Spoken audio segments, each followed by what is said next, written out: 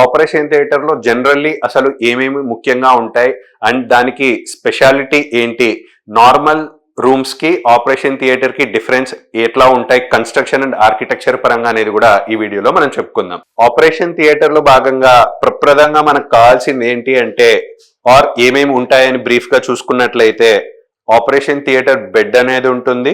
ఈ బెడ్ కి normal bed కి చాలా డిఫరెన్సెస్ ఉంటాయి.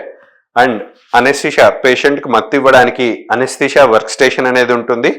ఈ మిషన్ ద్వారానే మనకు పేషెంట్ కి అనెస్థిషియా ఇచ్చేసి ఎటువంటి నొప్పి తెలియకుండా మెడిసిన్స్ అన్ని కూడా మనకు సరైన టైంకి ఇచ్చుకుంటూ పేషెంట్ అసలు కదలకుండా చేసే మిషనే మనకి ఈ అనెస్థిషియా వర్క్ స్టేషన్.